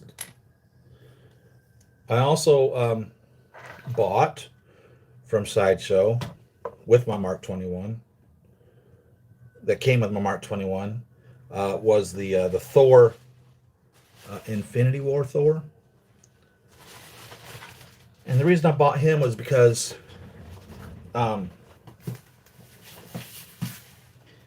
he comes either with with his arms bare or with the arms not bare, and it comes with the additional eye and whatever else. And it's definitely two different parts of the story you can display him as. So I wanted to be able to display him in both modes. So I bought him also. These also are the LR621s in here. The bigger batteries in this set. LR621s have been the ones that have been coming in these Iron Man figures for half or forever. I think the Mark V has some very unique batteries. The original plastic Mark V has some very unique batteries. Other than that, for the most part, LR621 is going to be your standard battery if you're putting batteries in your Iron Man figures. And I always say, if you're putting them in there, make sure you take them out. Don't leave them in there. And if you're buying older figures, okay, that have never been removed from the package, be forewarned that these batteries may have leaked, because they certainly will. Most certainly they will. They used to come in the figures, and that's why you'll notice on occasion on the little doors a little slot. What that slot was for was for a little plastic piece you pulled out to allow the battery to make connection. So when you pop open some of these older ones, or here on the back of this Mark VI, there where the little battery goes, you see that little slot. There's a plastic tab that hung out of there. Same thing on the arms. There's a little plastic tab. The slot's down there at the bottom that you pulled out of that to enable it to. The batteries came shipped in these guys. And then they quit shipping the batteries in them, and but the slots were still there. They designed the slots there in the first place, so the slots were still there. What's nice is if you have the soap reactor AC adapter piece with the wires that come out, you can stick them through that slot. On the new ones, they don't include the slot anymore. There's potentially going to be a problem if that's what you're doing in regards to lighting up your pieces with AC power. I'm waiting for one of you geniuses to create a near field technology battery sourced electrical thing for these, so I can just throw your little piece in there and light these things up remotely through the near field technology.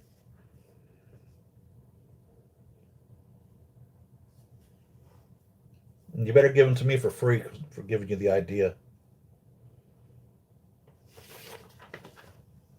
Biceps. Where the batteries go in this.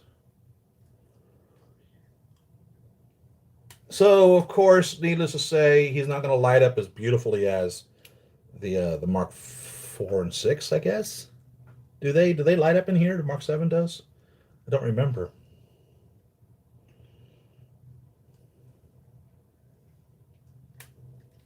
The Mark 4 and Mark 6 are beautiful the way they light up in this chest area here.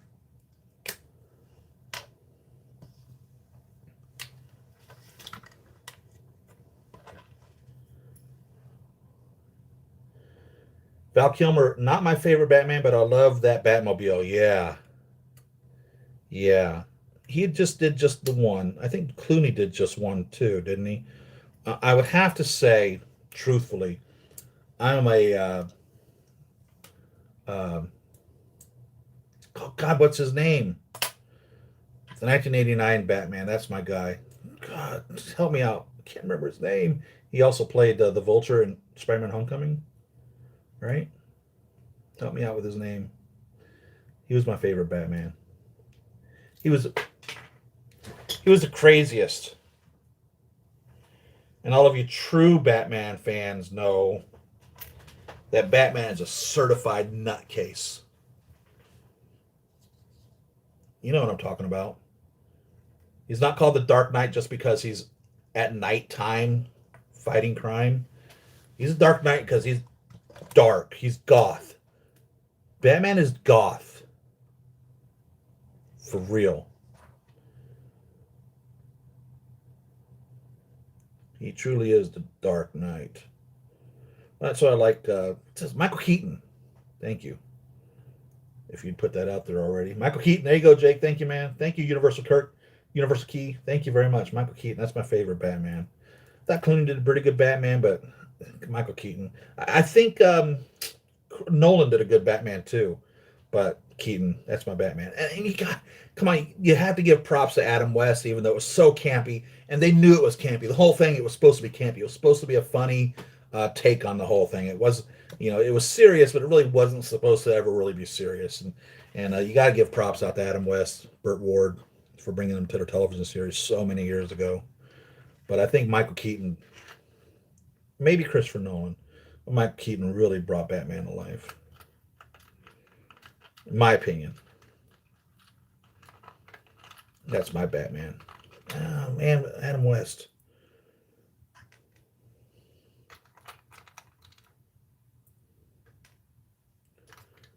Somebody told me the other day that the Ferengi from Deep Space Nine had died, and I didn't remember him passing. Nog, was that the one? I was like, he died? I had no idea. Of course, Rene Auberjonois, Odo died, I think last year. Didn't he die last year?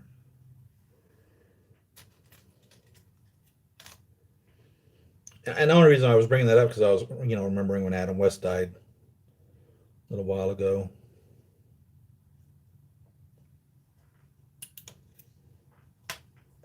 It's funny, I remember as a little kid, my parents would be sitting around watching television or something, and some actor would be on TV, which I had no idea who they were, just some old guy, you know. And my mom or my dad would turn to the other and say, "Are they still alive?" And we always got a big kick out of that as kids, hearing our parents discuss whether these actors that we had never even heard of were even alive anymore. And now, here I am with that same question. He's still alive? He died? It's interesting how life does us like that. Oi, oi, come on. These little batteries here, these are the smaller ones go on the arm, the biceps. And they are, in case you're curious, the number for them are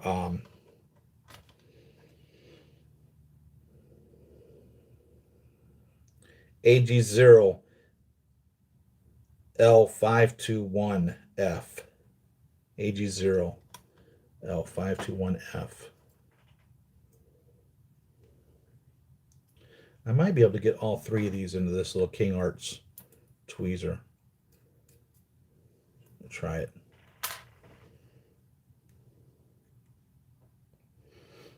What I'm going to do is I'm going to rest them in the crevice of my finger.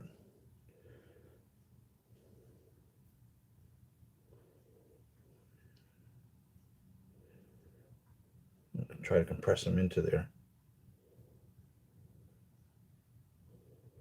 Line them up like this.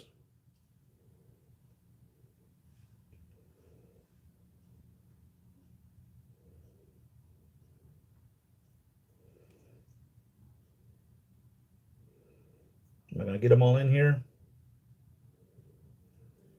Nope, not. Only two.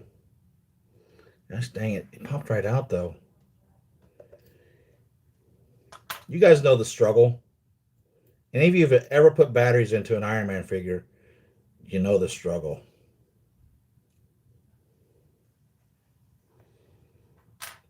I've made videos on different ways of doing it.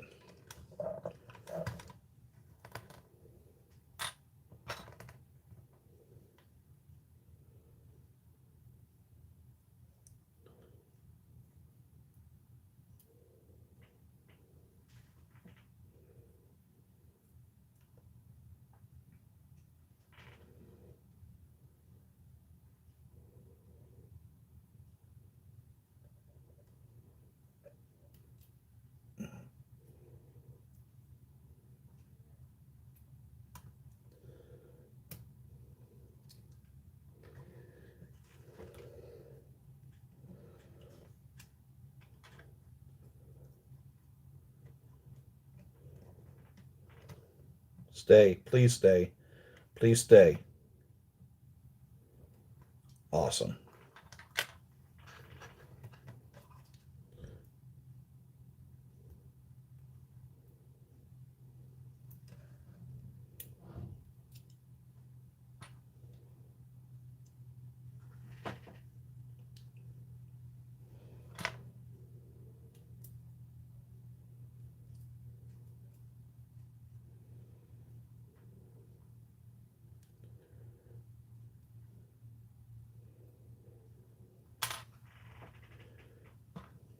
I can't get the little screw in here.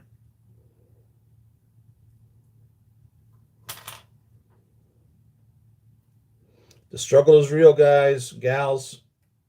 The struggle is real.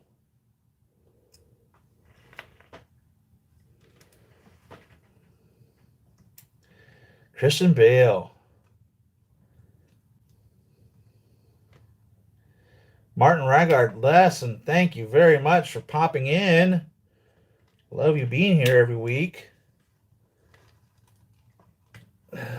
Almost done. Hopefully we'll get these lit up before 9 o'clock hits. Don't like keeping you guys past 2 hours. I love you guys sticking around.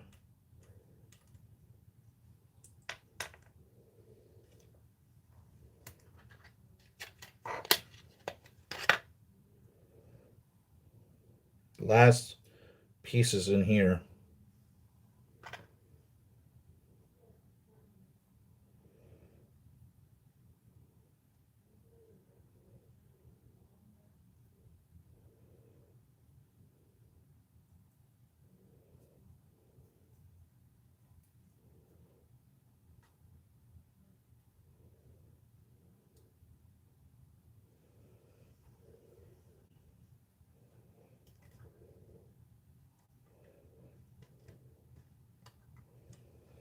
I'm using this little plastic tweezer to hold the first battery in place whilst plunging the 2 batteries in place and then lifting the King Arts tweezer out.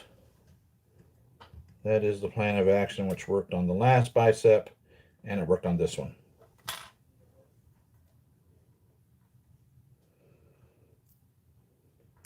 That little screw does not want to stay in there. I've got to screw it in, otherwise as soon as I stand them up it's going to fall out and then we're going to be in trouble.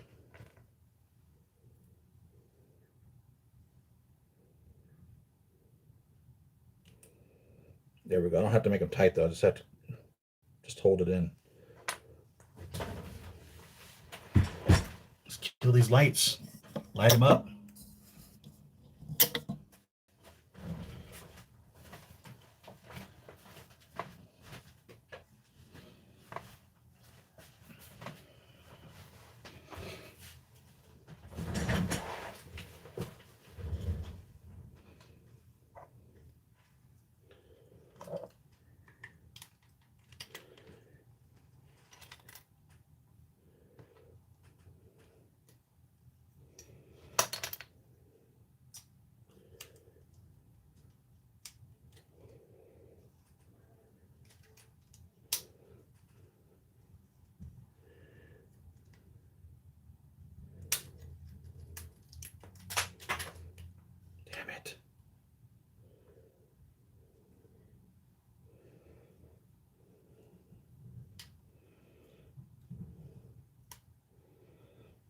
Where's the doggone switch for this?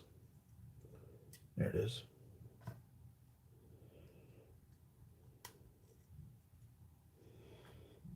It does come on? Yep.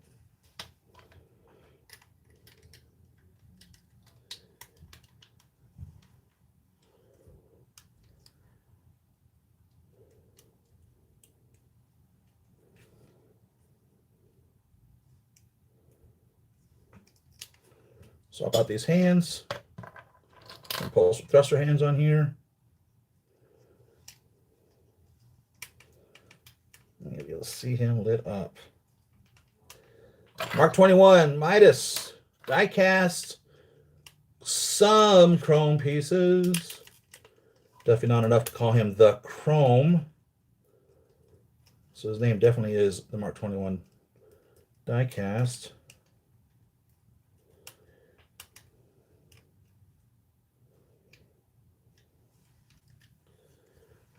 And there you have him. So thanks for sticking around, guys, to watch him light up. If you stayed to the end, I appreciate that. Let's kill these other lights here. There you have them. So I'm going to give you a spin so you can see how much light that comes out.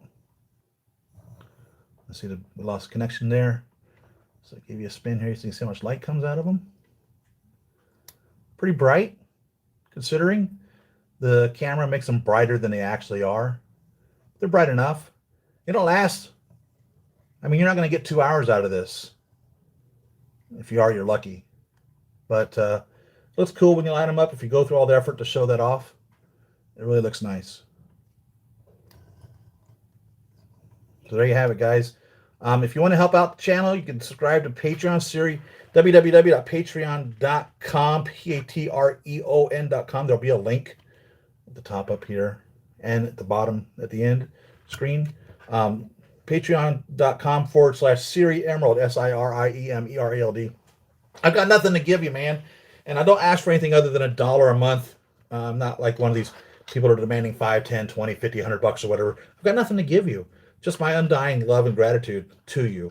And no, trust me, $1 doesn't buy a $400 figure. So it's not like you're making or breaking me or whatever. It's just so nice to be told that you appreciate what I'm doing. And that's literally what that is. It's a tip. It's like when you go to the restaurant and the waitress or waiter does a really good job taking care of you and you give her a tip. And there are states like California where they are paid the exact same amount of wage as someone working at McDonald's. The waiter gets $12 an hour. They're not working on waiter wages like in some states where they're getting $2 an hour. So if you're tipping a waiter or a waitress in the state of California, for instance, you're giving them above and beyond this federal required or state required minimum wage of $12 an hour. So if you feel that I deserve a tip, throwing me $1 a month is fantastic. Thank you very much. There'll be other videos you can watch. I'll put them up there. You can link those out. Like, subscribe, share the video, give it a thumbs up. All these things help the YouTube matrix in regards to putting my videos out there. But no, I get 2 pennies per 1,000 clicks of advertisers. So there's no money being made in this. I enjoy the time you guys spend with me. I enjoy spending the time with you guys and gals. So it's all this is. There's no money being made here. I'm not making money off of these YouTube channels. I'm not buying new cars from YouTube. I mean, I'm lucky if I get any money at all from YouTube. So it's what it is. I'm not here making money. I just enjoy the hobby. I'm in a position that I can buy these figures, and I enjoy spending the time with you guys and sharing them with you. And I enjoy hearing your stories and the videos and pictures that you send me and the gifts that you've given me over the years. Thank you very much. I can't think of anything else that really just shows how much you guys love me than what you have done for me. And my wife really appreciates everything that you guys have done too. So it's a big family, and I appreciate every one of you, and I love all of you. And thank you for sticking with me for 2 hours today. I knew I was going to spend some time on this figure. I love this figure in the first place. I was really looking forward to this figure. Some of the problems that I don't care for, again, is this thigh thing. It doesn't want to stick in there very well. And I guarantee we still have this problem back here with this popping off. And you've seen these guys pop off several times. It's just the fragility of the figure. It's going to happen. No ifs, ands, or buts about it. It's the way it's going to be. And it's just the nature of the beast. So if you have an opportunity to get him and you want to get a really good figure, and again, this is still my favorite, but the Mark 7 is a popular one, and he's gold, and he's totally interchangeable with the die cast. You can do whatever you want to do in that regards too. You can't go wrong. And evidently they're still for sale, I guess, at Sideshow or wherever. Let's see what else we got. Any other chat here that I'm missing out on? The All Jacket or Ghost or Villains. I would be loved to have them in my collection. They better make King the Conqueror. I think I read towards there's doing a Hendo. And calling figure of Omniscient. Okay. Yeah, Val Cameron, okay. Keaton, my Keaton, me.